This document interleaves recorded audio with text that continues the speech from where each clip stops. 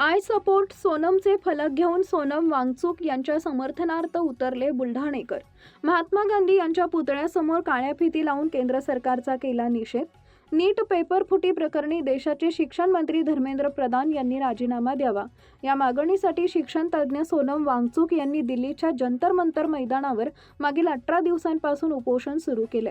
दिवसेंदिवस त्यांची प्रकृती खालावत चालली असून याकडे सरकारची उदासीन दिसत असल्याचा आरोप होतोय। सोनम वांगचुक यांच्या आंदोलनाला आता देशभरातील विविध स्तरातून पाठिंबा मिळत असल्याचं पाहायला मिळतंय। याच दरम्यान बुलढाण्यातील साहित्यिक, वैद्यकीय आणि पत्रकारिता क्षेत्रातील नागरिकांसह अनेक जागरूक नागरिकांनी वांगचुक यांच्या आंदोलनाला अभिनव पाठिंबा दिलाय। जिल्हा परिषदेच्या परिसरात असलेल्या महात्मा गांधी यांच्या पुतळ्यासमोर काळ्या फिती लावून सरकारचा निषेध करत आणि आय सपोर्ट सोनम असं पोस्टर हातात धरून त्यांच्या उपोषणाला पाठिंबा दिलाय। आपला Vidarbha live bureau report Buldhana. 2026च्या नीट पेपर फुटीमुळे जवळपास 21 विद्यार्थ्यांनी आत्महत्या केला। त्यांना न्याय देण्यासाठी आणि अशा घटना भविष्यात होऊ नये म्हणून सोनम वांगचुक हे गेल्या 19 दिवसांपासून आमरण उपोषणाला आहे। हे हत्यार त्यांना गांधीजींनी दिलं आणि गांधीजींनी सुद्धा ब्रिटिश काळात हे उपोषणाचं हत्यार घालून आपल्याला न्याय मिळवून दिला, बऱ्याचशा गोष्टी मिळवून दिल्या। परंतु हे सरकार मला वाटतं मूक, आंधळ आणि बहिरं आहे की ज्या देशाची जो बेस आहे, जो गांधीजींनी आपल्याला दिला, त्या उपोषणाला कोणी त्यांचा प्रतिनिधीसुद्धा भेट देत नाही आहे। तर मला असं वाटतं की या गोष्टीचा आम्ही निषेध करतो आणि आम्ही सर्व सोनम वांगचुक यांच्या सपोर्टसाठी आम्ही इथे उभं राहत आहे। आणि मला हे सांगायचं आहे की या घटनेमुळे नीटच्या पेपर फुटीमुळे जवळपास 22,79,793 विद्यार्थ्यांना पुन्हा नीट द्यावं लागली आणि बरेच विद्यार्थी त्यांना केंद्र दुसरीकडे मिळाल्यामुळे ते नीट देऊ शकले नाही।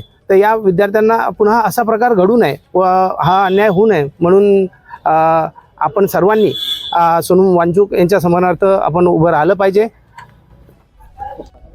नको तिथे जे वाहत आले त्यांना काही उपाय नाही, ज्या ओढ्यांचे झाले नाले त्यांना काही उपाय नाही, ज्यांची दृष्टी धुसर आहे त्यांच्यासाठी चष्मा आहे, स्वतःहून गांधारी झाले त्यांना काही उपाय नाही।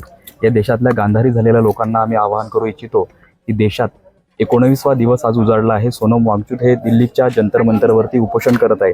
त्यांची मागणी साधी आहे, जो गेला भ्रष्टाचार झाला, नीटचा पेपर फुटला, त्याला जबाबदार असलेला जो काही आमचा मंत्री आहे प्रधान, त्यांनी राजीनामा द्यायला पाहिजेत। कारण लोकशाहीमध्ये जबाबदारीच्या तत्वाला फार जास्त महत्त्व आहे, परंतु आमच्या आताचे प्रतिनिधी बेजबाबदारपणे वागत आहे। सरकारने अजूनही त्यांच्याकडे ढुंकूनही पाहिलं नाही। म्हणजे तुम्ही मेले काय आणि जगले काय याच्याशी आम्हाला काही घेणं देणं नाही, जणू अशी काही सरकारची भूमिका आम्हाला वाटत आहे। माझं सर्व लोकांना हेच आवाहन आहे की सोनम वांगचुक हे काही स्वतःच्या फायद्यासाठी लढत नाही आहेत, ते आपल्यासाठी लढता, येणाऱ्या पिढ्यांसाठी लढत आहेत। तर आपण सुद्धा त्यांना पाठिंबा द्यायला पाहिजेत। कारण मला असं वाटतं की ठिणगी आहे तोवर पाणी टाकू आपण, ठिणगी आहे तोवर पाणी टाकू आपण, वनवास झाल्यानंतर काही उपाय नाही, हा देश बर्बाद झाल्यानंतर आपल्यासमोर कोणताही उपाय राहणार नाही। या माणसाला जर काही झालं तर आपल्या मुलाबाळांसाठी उभं राहणारं, उपोषण करणारं कोणी वाचणार नाही। आणि म्हणून आपण सोनम वांगचुक यांना पाठिंबा देणं गरजेचं आहे। आपण सर्वजण त्यांना पाठिंबा देऊयात आणि सरकारला सुद्धा विनंती आहे की जबाबदारीचं तत्व स्वीकारून तुम्ही राजीनामा द्यायला पाहिजेत। ज्या मंत्र्यांचं काहीतरी सुचतंय त्यांनी स्वतः राजीनामा द्यायला पाहिजेत। खरं तर या गोष्टीसाठी उपोषण व्हायला पाहिजेत नव्हतं, या गोष्टीवरती सरकारने स्वतःहून आधी त्यांचा राजीनामा घ्यायला पाहिजे होता। आपण सोनम वांगचुक यांना पाठिंबा देऊयात। गेल्या 19 दिवसापासून या भारतामधला एक विद्वान माणूस, एक संशोधक, एक पर्यावरणवादी विद्वान माणूस विद्यार्थ्यांच्या हक्कासाठी आमरण उपोषण करतो आहे। अन्नाचा कण नाही त्याच्या पोटामध्ये, बोलणं सुद्धा त्यांना जड झालेलं आहे। मरणासन्न अवस्थेमध्ये त्या दिल्लीच्या जंतर मंतरवर ते माणूस मरण यातना भोगत आहे। केवळ विद्यार्थ्यांना न्याय मिळाला पाहिजे। विद्यार्थ्यांच्या आत्महत्या झाल्या, ज्याच्या पेपर फुटी झाली आणि ज्याला जे जबाबदार आहे, या भारताचा शिक्षण मंत्री जे जबाबदार आहे, त्यांनी त्वरित राजीनामा द्यावा।